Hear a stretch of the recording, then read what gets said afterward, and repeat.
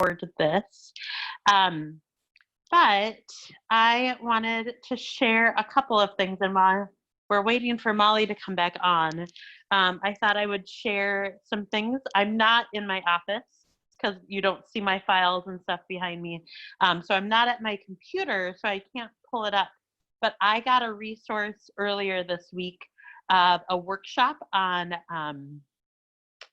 thinking about Christmas programs differently during this time. And so once I get that resource, and it's from the UCC Church and then a couple of ELCA synods. So it's Full Communion Partners.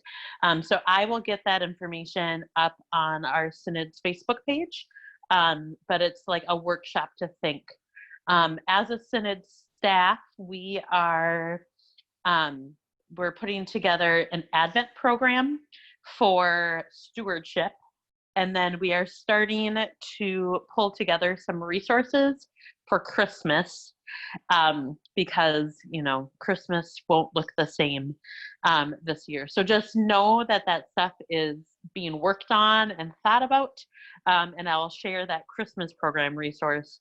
Because when I read the email, I had a panic attack, and I'm like, no, it's good to start thinking about stuff. On whether or not there can be something, or if this is the year you take a break or whatever you need to do. So there's that.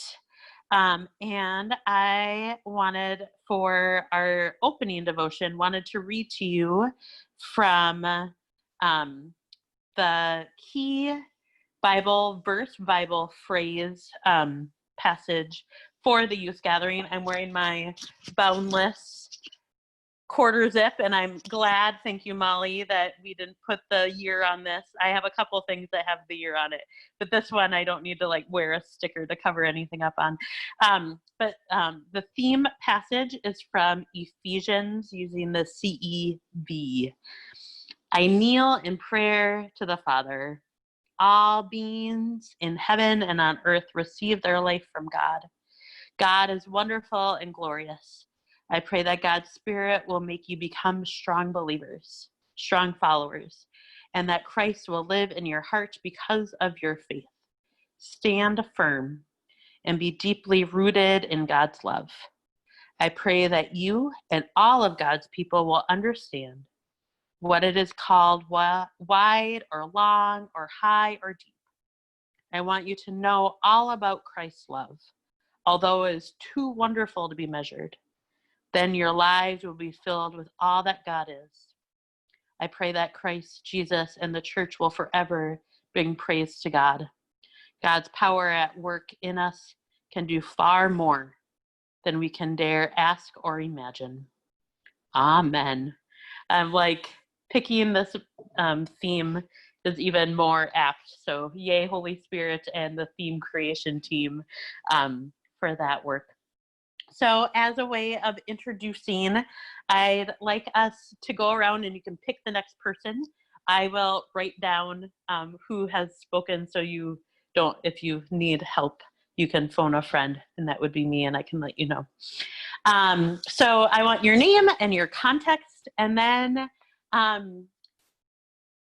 gathering of sorts. It could be the ELCA youth gathering, could be a synod youth gathering, it could be camp, but just an experience that was powerful to you when two or more people gathered in Christ, when, before face mask. But I mean, if your time is with face masks, more power to you, and you can use that as your example. So name, context, and then a time that was important to you of joining others. So I'm Chris Dernier. I get to be the Director of Communications, Events, and Youth Ministry for our Synod, the Northwestern Minnesota Synod. And I grew up in Northwestern Minnesota, attending all the junior high camps and Synod gatherings of Bemidji, because that's where they were when it was called junior high. And then I really loved the senior high gatherings. We went to Winnipeg one year, and the theme was Cross the Line, and there was this obnoxious song that still is stuck in my head. And then I got to go to the New Orleans gathering in 97. And it was just a really amazing, powerful experience for me to be around a bunch of people that Jesus was important in their lives enough to travel and to worship together. And so that experience of being around peers and worshiping has been very impactful for me. I'm going to call on Janelle Hanson. Hi, I'm Janelle Hanson. I'm across the river in the Eastern North Dakota Synod and a youth director at Messiah Lutheran. My gathering time, I'm going to go way back, this will date me, but was in 1985. My first experience at a youth gathering in Denver, Colorado was the Mile High Stadium, and it was fantastic. And two, I kind of piggy off of what Kristen said.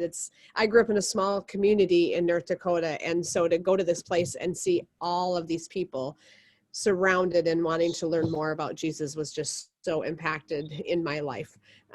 As a young person, I was a sophomore in high school, and so that was fantastic. And then when I've gotten to go now as a youth minister, it's been fantastic.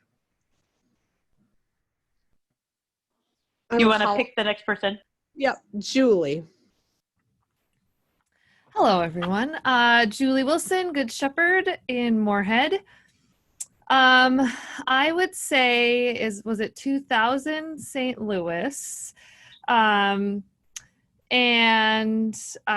we got to help serve communion, and I was like up in the nosebleeds, and I was so annoyed because we were stuck way up there, and we had tried to like get on the floor for all of the sessions, but it was so powerful to be up there and kind of get the bird's eye view of worshiping, and then to be able to serve communion. And then we like gave out these necklaces, and ours, you know, like whenever you do a necklace in bulk, it like becomes a rat's nest, and that's what happened. And so we were like giggling because we're trying to pass out these necklaces, but it was a super powerful moment for me. I will call on Jenny. I'm Jenny Johnson. I'm at First Lutheran in Battle Lake. And I can't remember what gathering it was. I also served communion, and that was a huge highlight.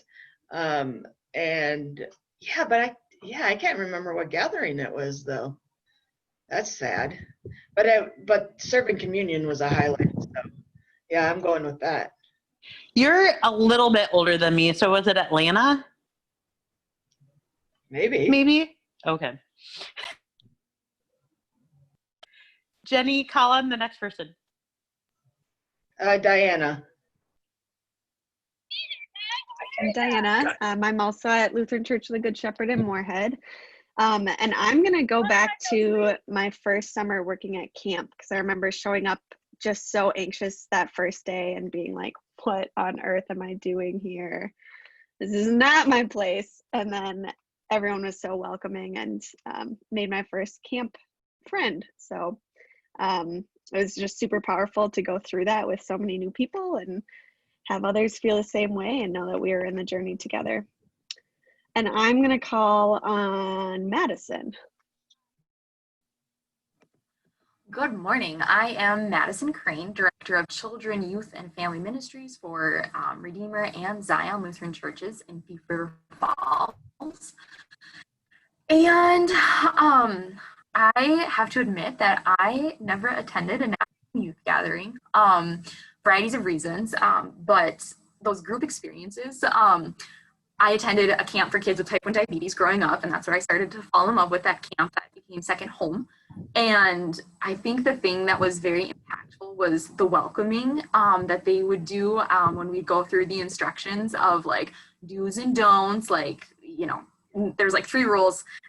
There was more to it than that, than the 3 rules. But as a kid, this was like when that wedding did the bridal party entrance to the Forever song by Chris Brown. So that's why I love that song so much, because the staff introduced themselves and they would like walk down by like their age partners, so their co-cabins, and to the song Forever. And I finally watched the Office episode where it was Pam and Jim's wedding and they walked down to Forever, and I'm like bawling. And my boyfriend happened to call me and he was like, please don't tell me you're crying over a wedding. I'm like, no, it's forever. And he's like, oh my. But so that was like the beginning of a big like welcoming, like second home kind of thing. And then going off of what Diana said about being welcome to a camp, I worked at Camp Metigoshe, and I came 2 days late because I was finishing up my full-time job in school, and I met the camp director, and big tall guy, Logan Gooch, and like literally a foot taller than me. And so we're walking together. He's like, oh yeah, like welcome. Like we're in the kitchen going over safety guidelines. I'm like, okay, sounds good. He literally flung the kitchen door open, smacked a poor counselor that was on the other side of the door. So he remembered me and didn't like me at first. We worked it out later. But then the kitchen was so crammed because there were so many people. I'd only met like a handful of them before, didn't really know anyone, and I was really anxious. I got all these hugs and I got squished against the dirty rag container. So my pants were like soaked with messy kitchen smells. So positives and other experiences of the welcoming and being part of that camp family. Those were, I guess, my large experiences that the Holy Spirit worked many wonderful experiences into the kitchen after that at Metigoshe. But anyways, that's me. So I will go with Ken, who is titled Church Basement, and I'm hoping he explains what that's about. Okay, I'll explain. So I'm Ken in Fergus Falls at Bethlehem Lutheran. Reason it's Church Basement is we had a council meeting on Tuesday, and we meet in person for those who want to, and we also go to Zoom, but we met in our basement. So it just was really good to have our owl cam that had everybody be titled Church Basement. So that's the story behind that. I think for me, the kind of time that kind of stuck out for me was the 2009 youth gathering in New Orleans. Reason for that is that was my first time going to anything like that. The church that I went to, I was the only kid that wasn't in the one school. So I was kind of that outsider in a way, and that was kind of like the first time I felt accepted by that group of people, which was just kind of an amazing feeling. But not only to be accepted by them, but to also know that, you know, there's other kids nationwide that are just, you know, just like me at that time, and have some of those same questions or believe the same things or are willing to do the same things. And it was just something that kind of kept me into the church a little bit instead of kind of, you know, slowly fading away. It kind of kept me coming back, which was nice. So yeah, I'll go to Chris. Yeah, hi everyone. Chris Andreasen, Executive Director of Pathways, Camp Emmaus, Camp Minnewacan. And, you know, I remember being in Atlanta in the 90s, and it was such a powerful experience to be with so many people in the same building. That was so special for me. You know, at camp this summer, we didn't have the kids, but we're building a garage. So we had a group of volunteers come out and to help put the walls up and the trusses. And it was great to have people together working on a project, and things didn't always go smoothly. But just the fact that we were together sharing in fellowship and in faith and putting our gifts to work was just a really special time for me this summer. I think I'm going to pass it over to Leah. Hi there, I'm Leah Windjam, Director of Children, Youth, and Family Ministries in Crookston at Trinity Lutheran Church. And, you know, Chris, we were at the same one, I'm guessing. I thought I was way older than you. You're so youthful. I don't know when it was, 95 maybe. We were in Atlanta. So, and I have a horrible memory of things. I kind of have my sister and my friends that remind me of experiences in my life because I just forget things. But some things I do remember from that trip was how eye-opening it was for me to connect with fellow youth in our area and to travel with them, and having those connections then that, you know, then spilled over into different activities and athletics the next year or so after that. And so just kind of that connection you made just from that week or so together. And I also remember that was a time without cell phones. And so the freedom that we were given, and I remember a friend and I ended up getting separated from the group. And I don't know how we got, but it was during a time where they were preparing Atlanta, because Atlanta was going to be the host of the Olympics. And so they were kind of test running things on us. And so I remember getting stuck and separated from our group on the subway on their transit stations somehow. And some miraculous way we made it back, but I don't know. I don't know how we survived without cell phones, but those are my memories of that time. And Andrea, I'm gonna pass it to you. I'm Andrea Keene. I serve at Grand Park, Rolog, and Living Grace, so 4 congregations near Holly, Minnesota, as a full-time youth director. And my favorite memory of a gathering would be the first gathering I went to in 2006 in San Antonio as a freshman in high school. And Molly, I think everyone else, yeah. Cool. Well, hi, I'm Molly, coming at you from outside of Chicago, and I serve as director for the youth gathering, but like to call Northwest Minnesota one of my home synods. I grew up in Eastern North Dakota and served in Northwest Minnesota for a few years, so some of my home peeps. But yeah, I have lots of great memories, right, from camp to synod stuff to gathering stuff. I think for me, synod youth gatherings were really formative, just not only for my faith and for my friendship, but for leadership. It was a place where even as a young person, I was valued and put to work and listened to, and that was really powerful and important. And so I look back on those experiences, and not only am I still friends with folks that I served on LYO with, but you know, they were just really formative for me as I learned to lead and learned what it meant to lead faithfully and in a church, and thickened my skin at a young age to lead at the church. And so I'm thankful for synod youth gatherings. So my takeaway from people sharing is that, Molly, you need to have everyone serve communion. So figure that you have an extra year now to figure that out. So I wish. But yeah, I invited Molly to come to this gathering to share a little bit about the gathering and what it means to be in hibernation in this time, and just answer some questions. So I'm gonna turn it over to Molly. Awesome. Well, thanks. I'm happy to say today as much or as little as you'd like. So I can share a little bit, and then, you know, as you have questions, I'm happy to answer them.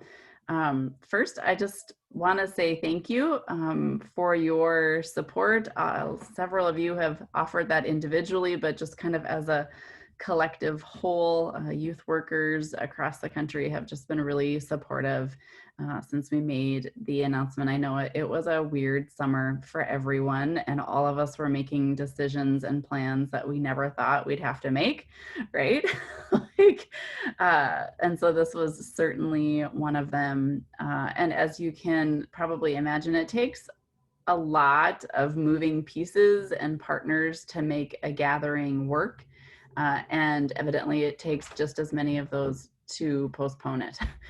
We started working in April to postpone the gathering. We wanted to get the word out as soon as possible because we knew people were wondering where to put their energy for the summer and the fall, and registration was looming. The opening of registration was supposed to start September 21st, so just in not even a couple of weeks from now. So we wanted to get that information into your brains and into your families' homes as quickly as possible. But up until 4 days before we announced in July, we still weren't sure if postponing the gathering was really going to work, or if Minneapolis was going to be the site for a 2022 gathering.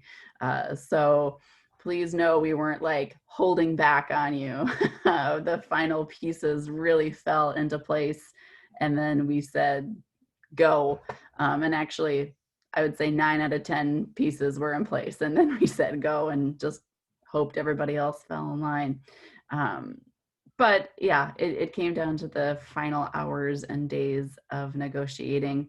And we're still not done, right? I mean, we have hotel contracts and, you know, all of that fun stuff to kind of muddle through. A lot of folks are kind of asking, like, how are we? Probably about as good as any other youth minister in this season or any other event planner in this season. I mean, it sucks to postpone, but that's 2020 for you.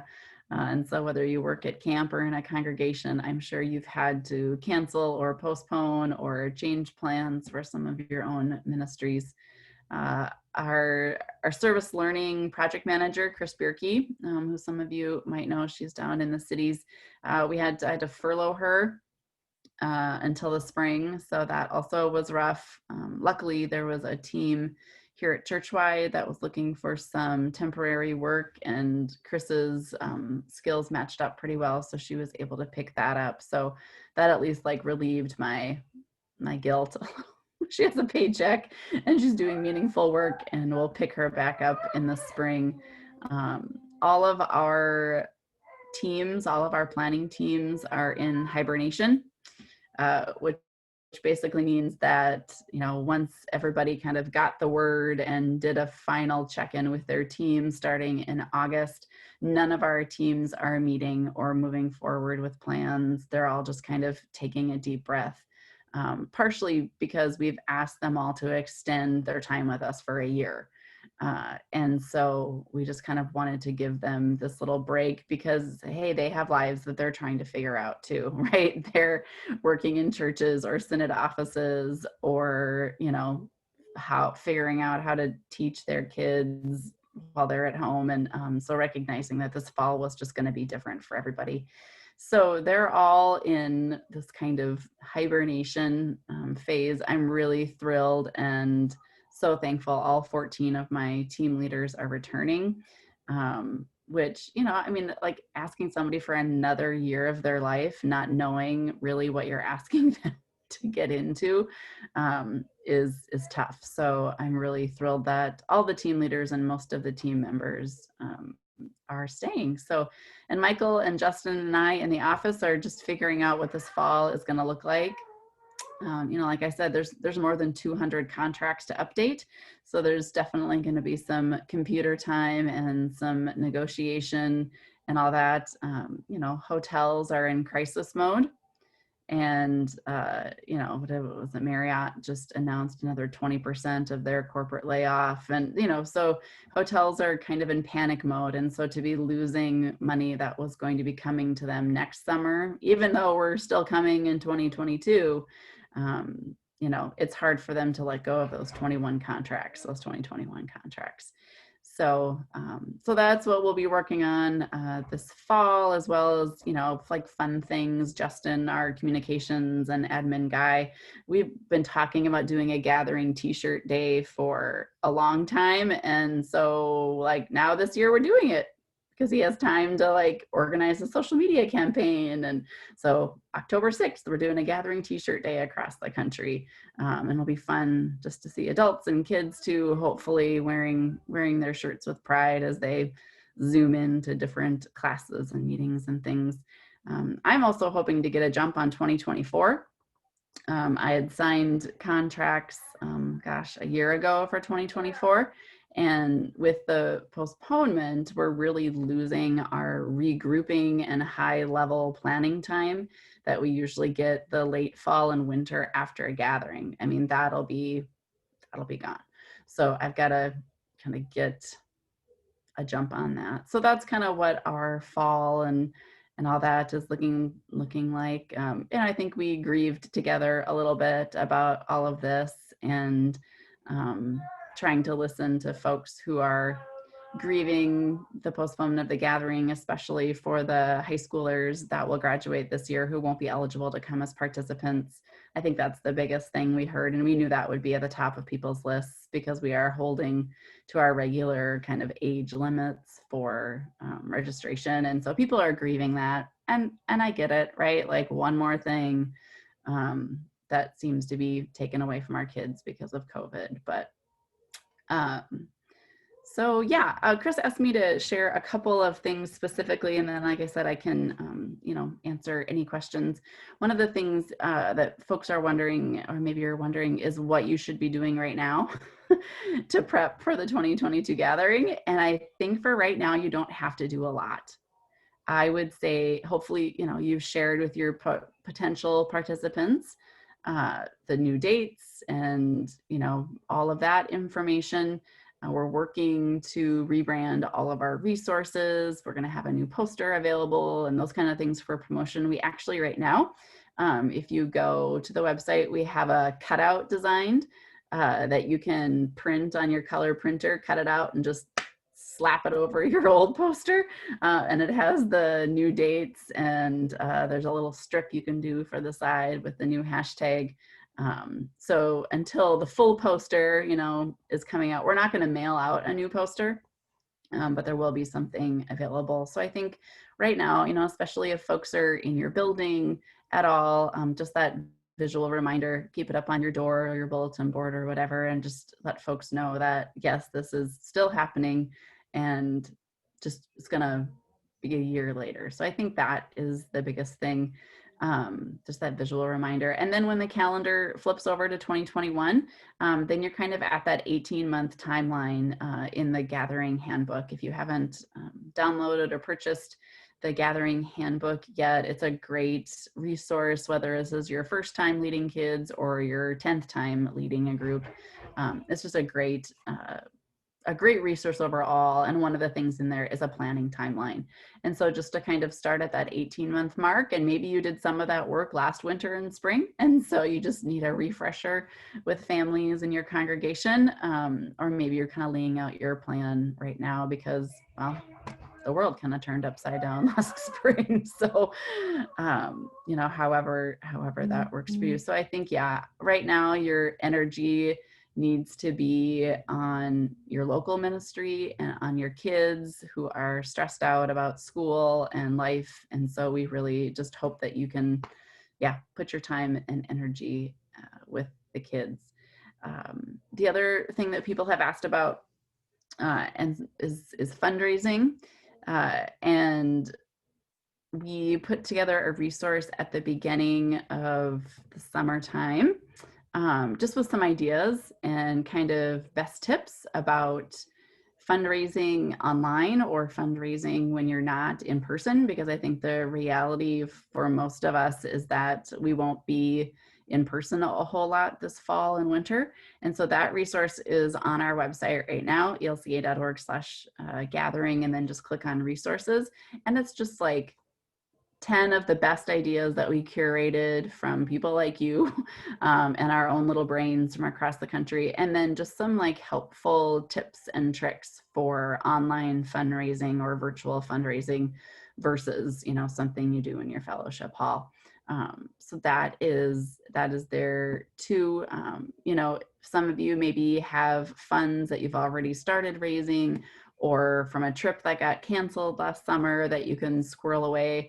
Others of you, I know, if you had a mission trip or a service trip last year, they're just holding all those funds, and you're hoping to go this summer now, or camp, or whatever it is. So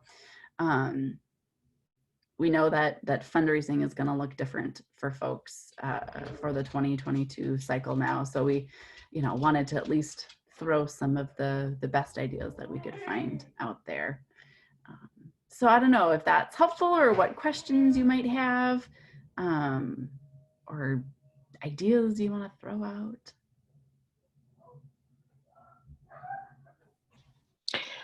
The cost of the gathering will be about the same like registration costs will be the same. Hotels will likely be around the same.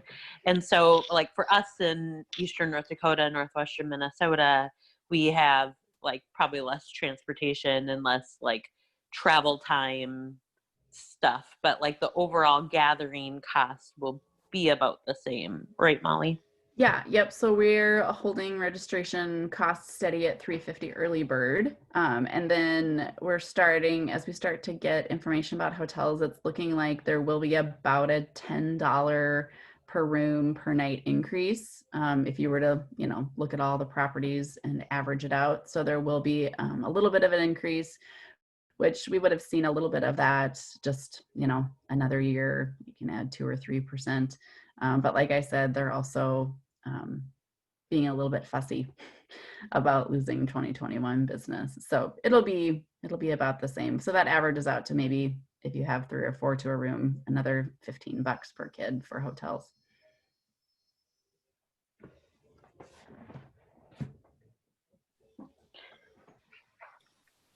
I had a question about future. I think, Molly, you said this, but because you talked about planning for 24. So pretty much we just, 22 doesn't go 3 years from there, from 2022. We only have 2 years then before the next one. Did I hear you correct? Yep, you're right.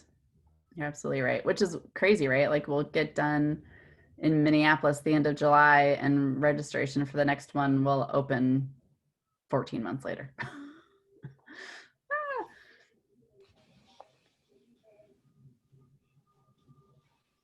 Will you announce the next city at the end of the gathering, or have you not landed on that yet?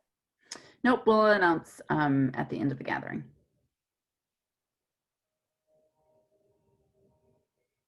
It's probably not going to be Fargo.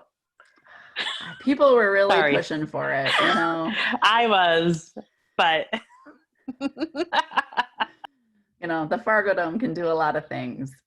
Just not sure it's quite there yet. Although my colleague Michael's like, we should do an outdoor gathering. I think that sounds like a horrible idea, but he doesn't think it sounds horrible. So I don't know. North Dakota might make the list if we ever do an outdoor gathering.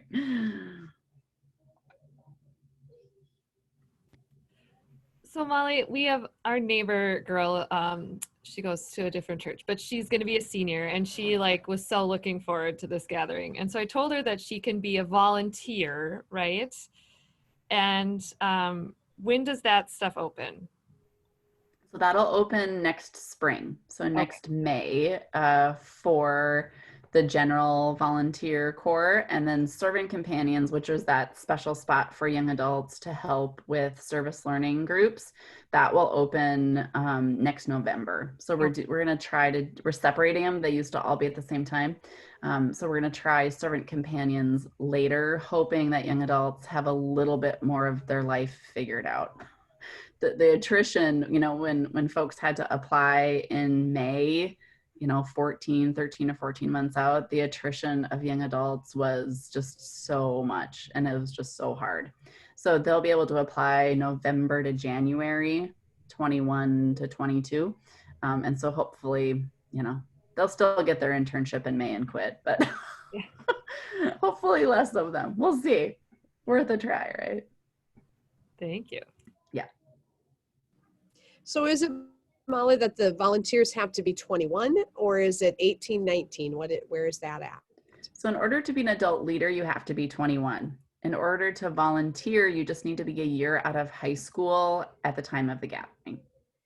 And so for most kids, that's 19. For some of them, it's 18, but we just ask that they're a year out at the time of the gathering.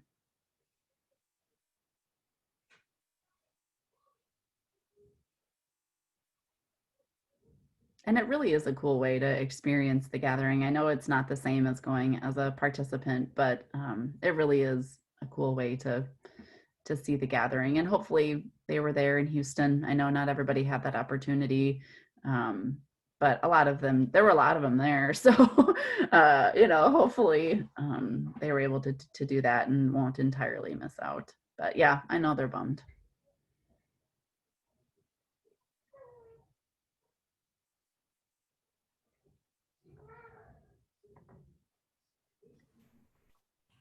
It's Julie again.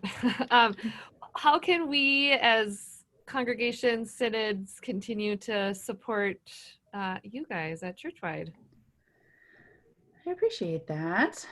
Well, I think general churchwide prayers would be appreciated, and there's been announcement of another restructuring, and so that will be coming this fall. And so I think they were hoping that that would start this month, and now it won't start until November. And so now you have all these employees who know that there's a 20% staff reduction coming to align with the new vision. And so there's a lot of anxiety in the system right now. And so I think to pray just for churchwide folks in general would be super helpful right now. The gathering could be affected by that or not. I'm not personally anxious about it. That's just kind of my MO, but also I think we have a pretty strong team right now, and it's pretty lean. So I don't really know how we'd do it with too many more or less, since there are 3 of us. So I'm not super anxious personally or for my ministry, but a lot of people are really worked up about it, and kind of flashbacks to 2010 when the last big reduction happened or whatever. So I think prayers for that. And for the gathering, it's so strange. It's such new territory to be in this phase. I think my biggest, wondering or anxiety, or where a lot of my prayers land right now, is what does it look like to kind of reboot in the fall or in the spring, right? So when COVID hit, we were really at our ramping up point, right? We had just come from a great extravaganza. The theme was out. People were, gathering synod coordinators were meeting. I mean, we were in full ramp up mode. And so to put the brakes on and be like, see in a year, I'm wondering what that looks like for our teams, for our team leaders, right? I mean, they were deep in some planning and programming. What does that mean for you guys, right? You had probably at least mentioned it to kids, and we're starting to have those conversations with groups. And so I'm just wondering and praying about what it looks like to kind of re-energize the church for the gathering, and especially, not knowing where we're going to be at in the spring again. Will this pandemic kind of feel a little bit more under control, or will there still be a lot of questions? So that's kind of where my prayers are for the gathering right now. Thank you, though. I appreciate that. Helps remind us that we're all in this together. I've been the synod coordinator for Northwest Minnesota for a few cycles now. And one area that our synod has not participated very much in is the pre-gatherings. It used to be called Dale, but now it's called Table. And Mile, the multicultural leadership event. And I was with my volunteering last cycle in Houston. I was in the same hotel as the Table. And it just was the neatest experience. And so I'm wondering, Molly, especially since distance shouldn't be too much of a hindrance, like the travel experience, if you could talk a little bit about the Mile and Table pre-gathering events, because I would love for more people from Northwestern Minnesota to participate in them. Yeah, absolutely. I would too. And I think you're right, Chris, the travel, especially for kids, for the Table. So the Table is for young people with disabilities. And it's a wide range of disabilities. I mean, everything from cerebral palsy to autism to Down syndrome to you name it. There's a wide variety of kids who come to the Table. And I think travel is hard for a lot of families when they have a young person with a disability. And so this is a really unique opportunity for your synods to come. So yeah, I mean, I would be thinking about young people. The statistic is something like 96% of families with kids who have disabilities are not a part of a faith community.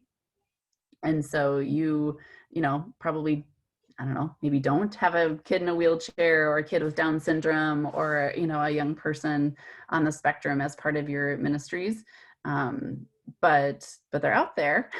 And so as, you know, we think about who's in our community and who's in our schools, it might be a unique time to reach out, even ecumenically. You know, maybe there's a congregation in your area who, you know, has done a good job reaching out to families or individuals with disabilities. But yeah, just to really do some thinking, and especially, you know, right when autism really came and was starting to be diagnosed, those kids are of age now to be at the gathering. And so to think about those, and the table is a really special place where it's planned and led by people with disabilities or people with training and experience working with kids with disabilities. And so it really is one of the most friendly environments that these young people are ever going to encounter. Even our own churches struggle, right? I mean, it's hard. It's a lot to accommodate a kid with special needs. And so the table planning team just really tries to knock it out of the park for these families. So every kid who comes to the table has to bring a caregiver. Usually that's a parent, but sometimes, you know, somebody else.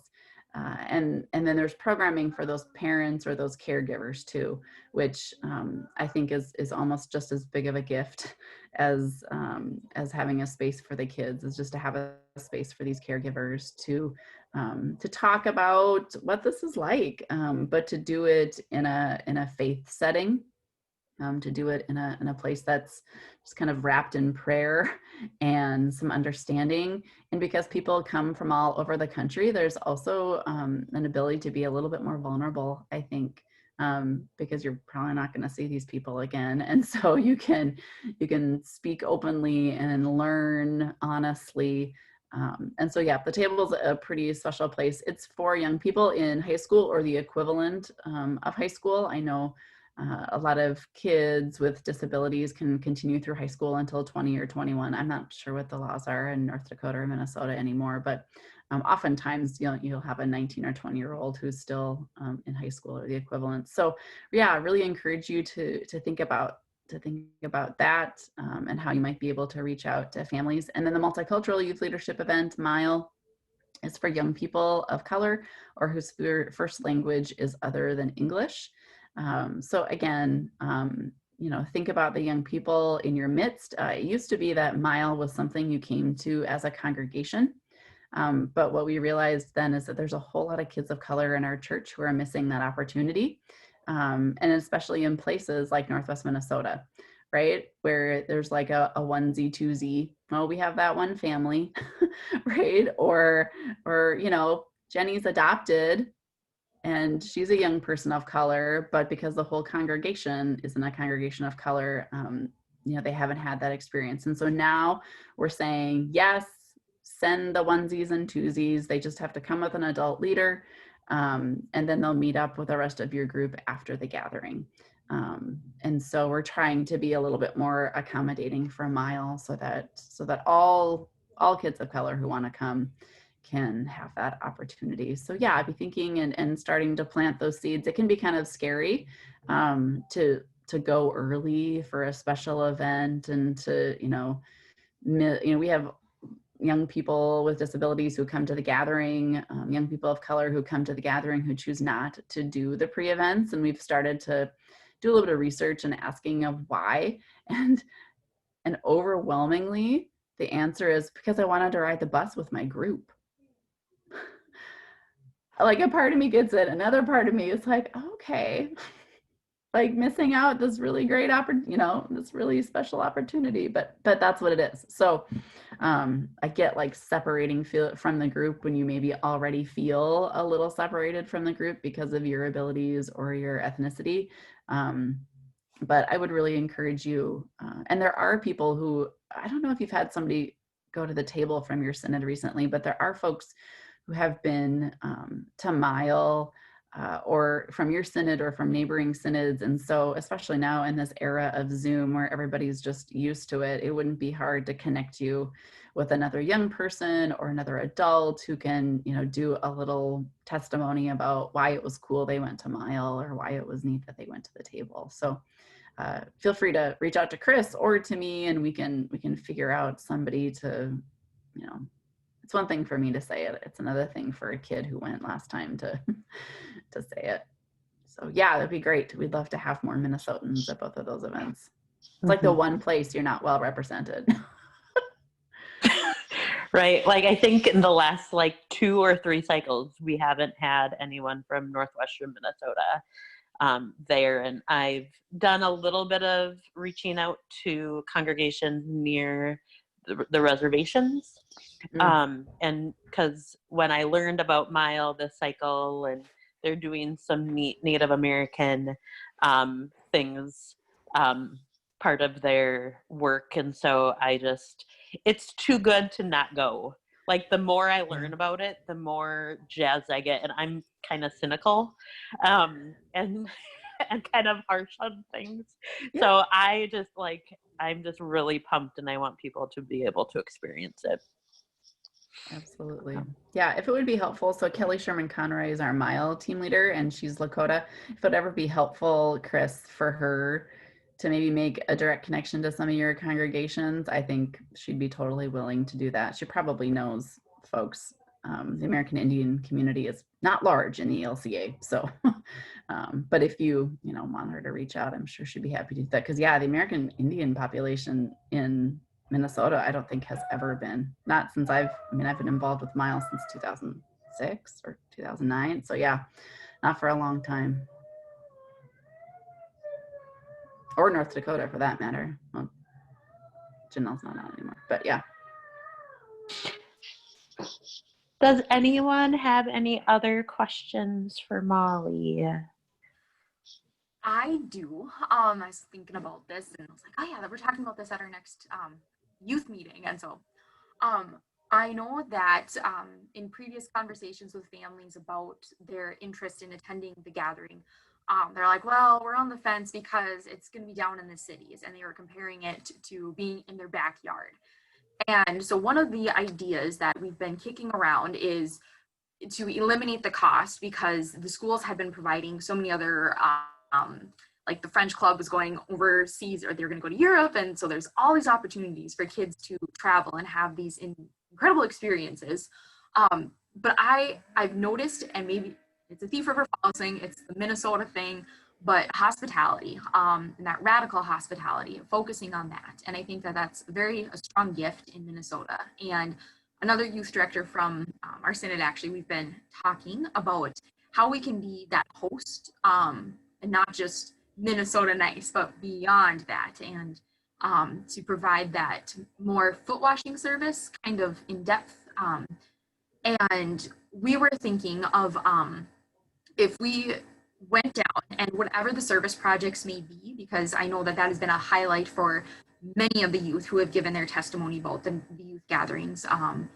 And we were wondering if those, whatever the resources or service projects that are done, if there could be a connection or follow through with them, because our kids have done the state fair, all the Minnesota like highlights down in the cities, it seems like. And so to keep that attraction would be to keep going back and to keep serving, perhaps in those opportunities. And if that was a possibility, I know I've never attended a youth gathering myself, but if that could be an opportunity, like to continue on with those groups, or where each of our groups serve, if we could continue and go back to serve them, perhaps in the fall or in a year, and to do those follow-up opportunities. Is that doable? Is that? Oh yeah, totally. I mean, and I think we've seen that in a few places. I mean, I know groups definitely went back to New Orleans after the gathering in 2012. I know we had groups return to Houston the summer of 2019. And I think locally it's even more doable and probably even a better idea. So yeah, and we can do that in a few ways, right? Like if your specific site that you go to, if that, you really drive with them, then we'd encourage that relationship. But also, I mean, we'll have a database of 200, 250 places that we'll send folks, and we're happy to share to share that list or to pick the 10 best or whatever makes sense and do that. I also know we've been working really hard with our camps in Minnesota to try to get them involved a little bit more. And they were really eager to extend some of that hospitality like you were talking about, Madison. And so actually just kind of in the midst of all the pandemic stuff this spring, we published a resource. I think there's 6 camps that are offering some kind of programming ahead of time. So whether it's adventure or service or just a place to crash as people drive in, kind of a thing. But I'm also hoping that some of those camps will pick up both the summer of 21 and the summer of 23, I guess it would be, some opportunities to do service in Minnesota. So yeah, looking to build some of those connections for sure. Cool, thank you. And as the Synod coordinator, I'm going to be putting together some of the lesser, like, touristy parts. So, like, putting, like, the top ice cream places, to do an ice cream tour. Because, like, let the people from the East Coast go to Valley Fair and Mall of America. Like, you can do that another time, But, hit up the ice cream places, go on a donut tour, do, like, a wacky museum, or something different instead of doing the things that, the people from North Carolina are going to do. So yeah, don't go to Valley Fair at the youth gathering time. Do that like next summer, so get out of people's systems and help that's support. a super fun idea. So yeah. Any other questions for Molly?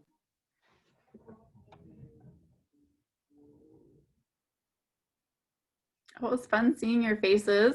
Some I know, some are new, but it's fun to see you. And again, just thanks for your support and your prayers. Don't be afraid to reach out with a question or a great idea. We like those all the time. And yeah, just stay tuned. We promise we'll let you know details when we know them. But we're all just figuring it out. So awesome. Well, it was good to be with you all, and we will talk again. Thanks, Molly. Take care. I have a few announcements for the rest of you while Molly heads out. Eastern North Dakota and Northwestern Minnesota have joined together. We're partnering to do an anti-racism summit. And Diana emailed me about this a while ago. But the summit is the week of October 5th. And for $50 per person, you can participate in tons of different webinars every day. But then on Wednesday, October 7th at 7 o'clock, there's going to be a youth event. And this is intended that you guys could use for confirmation. That day it will be on Zoom, but it is conversations about race, culture, and faith, featuring Tyra Dennis, who was the house band leader in Houston, and Joe Davis and David Shear, aka Agape. So October 7th at 7 o'clock, there will be, you don't have to plan confirmation that day, and that you don't have to be part of the Anti-Racism Summit to have access to that.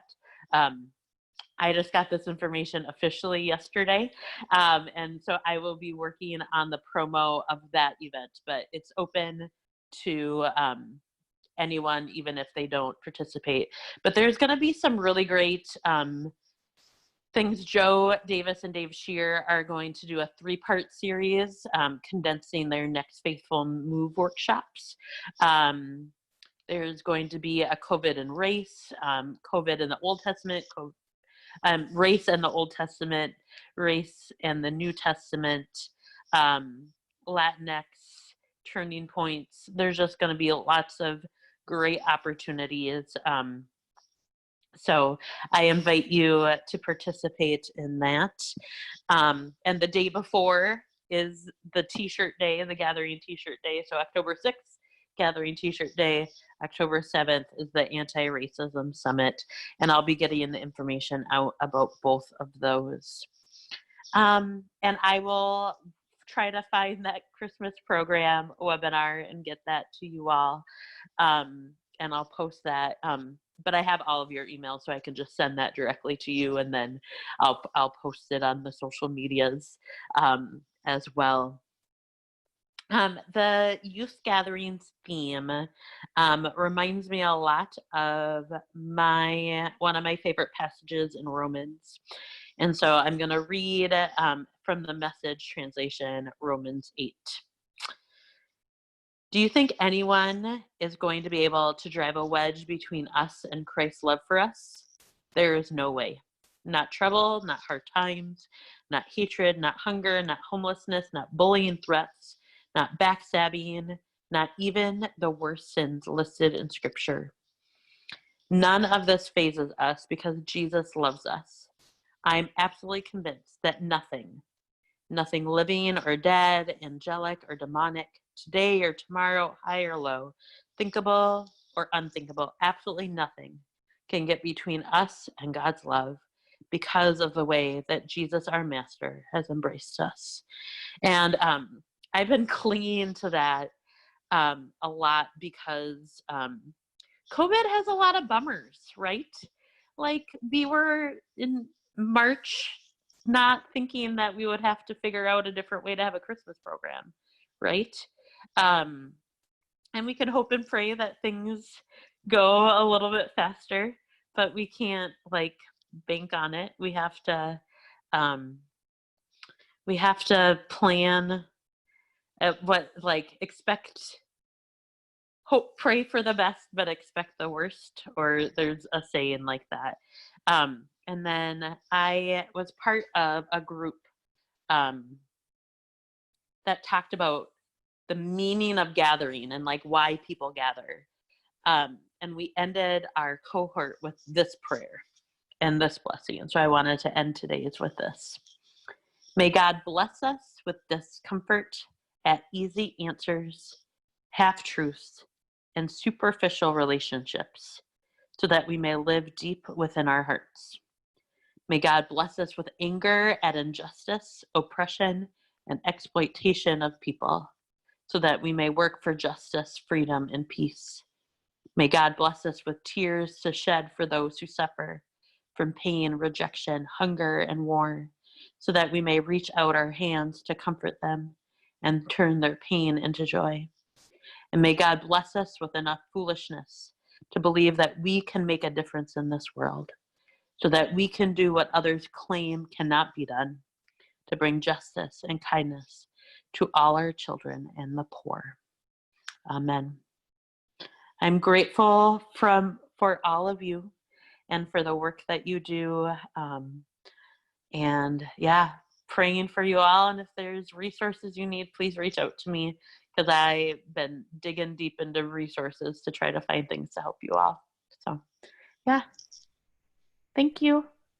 Thank you, Chris. Can you remind, what's the new schedule? It changes, right? 2nd and 4th. So our 2nd week and 4th week. So our next one will be the 24th. Okay. Awesome. And so it'll always be nice face mask, Jenny. She went away. The 2nd and 4th weeks. So yeah, perfect. Thank you all. Blessings to you all. Bye.